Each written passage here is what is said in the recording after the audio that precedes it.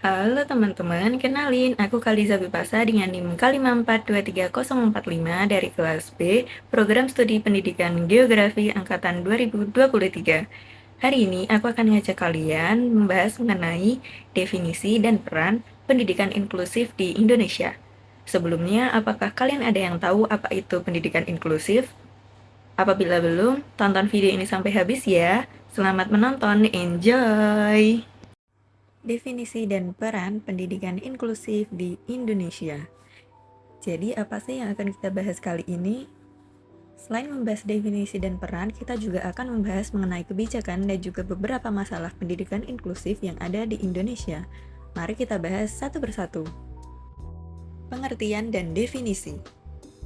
Inklusi merupakan filosofi yang menyatakan jika ruang bermasyarakat dan ruang kelas tidak akan lengkap tanpa melibatkan anak-anak dengan seluruh kebutuhan.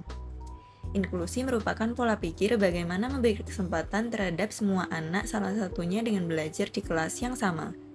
Isu mengenai pendidikan inklusif ini menjadi perhatian politik serta digunakan sebagai kebijakan pemerintah dalam menyediakan layanan serta kemudahan. Selain itu juga menjamin terlaksananya pendidikan berkualitas pada semua jenjang, jalur secara inklusif, dan sesuai oleh kebutuhan siswa. Nah, jadi definisi dari pendidikan inklusi itu apa sih? Pendidikan inklusi merupakan suatu sistem layanan pendidikan yang memberikan kesempatan seluas-luasnya terhadap seluruh peserta didik, termasuk terhadap anak yang memiliki kebutuhan khusus, untuk belajar bersama-sama pada sekolah reguler yang mendukung seluruh kebutuhan mereka. Nah, selanjutnya adalah kebijakan. Jadi, di Indonesia terdapat beberapa kebijakan-kebijakan mengenai pendidikan inklusif seperti UUD 1945 Pasal 28H Ayat 2 yang menyatakan bahwa setiap orang berhak mendapatkan perlakuan khusus dan kemudahan untuk mendapat manfaat dan kesempatan yang sama untuk mencapai keadilan dan persamaan. Nah, untuk mewujudkan amanah ini, pemerintah telah mengeluarkan kebijakan tentang pendidikan inklusi bagi peserta didik berkebutuhan khusus yang diatur dalam Undang-Undang Nomor 20 Tahun 2003 tentang Sistem Pendidikan Nasional.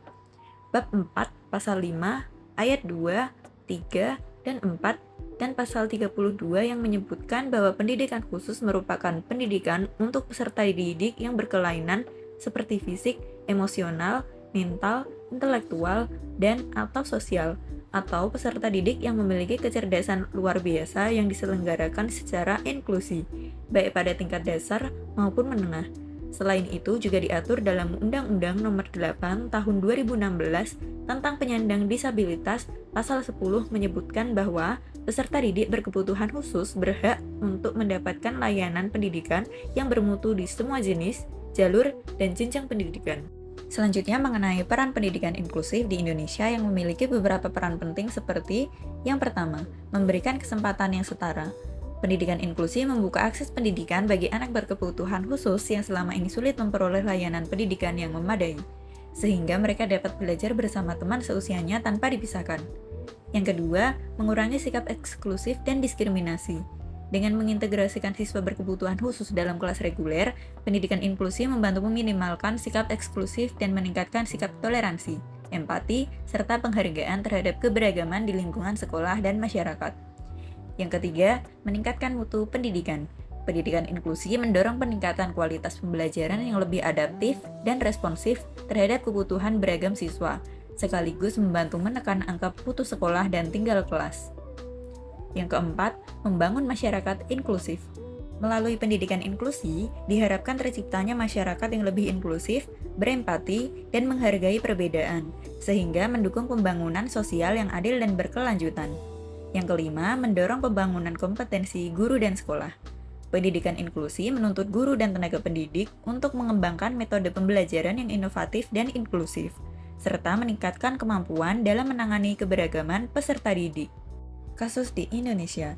Apakah kalian tahu di Indonesia sendiri terdapat beberapa kasus atau masalah mengenai anak berkebutuhan khusus ini loh?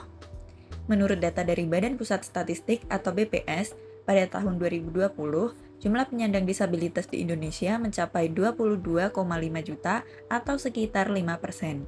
Nah, menurut Journal of the Nursing, dalam persentase tersebut terdapat anak-anak berkebutuhan khusus dengan jumlah sebanyak 1.544.184 anak. dengan 330.764 anak atau 21,42% berada dalam rentang usia 5-18 tahun dan hanya 85.737 anak berkebutuhan khusus yang bersekolah. Untuk saat ini, di Indonesia sendiri memiliki sekolah untuk anak berkebutuhan khusus sejumlah 2.250 yang tersebar di seluruh Indonesia. Namun, dalam bidang pendidikan sendiri, menurut Budget Isu Brief Kesejahteraan Rakyat Volume 2 Nomor 10, penyandang disabilitas yang berusia sekolah hanya 11,7% dari total keseluruhan, yakni 780.558 anak yang menerima PIP, atau hanya 16,8% dari total 338.406 anak dengan disabilitas pada kelompok usia sekolah yang berasal dari 40% terbawah yang menerima program PIP. Hal ini menunjukkan bahwa PIP belum mampu mencakup kelompok anak usia sekolah dengan disabilitas dengan baik. Jadi menurut kalian upaya apa aja sih yang bisa dilakukan pemerintah, sekolah, dan para tenaga pendidik serta masyarakat dalam menangani beberapa masalah pendidikan inklusif tersebut?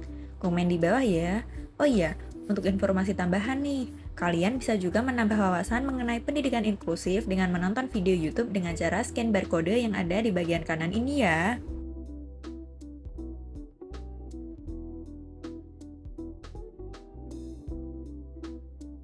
Sekian pembahasan kita hari ini mengenai definisi dan peran pendidikan inklusif di Indonesia. Sampai bertemu di pembahasan-pembahasan lainnya ya. Semoga bermanfaat. Sampai jumpa dan terima kasih.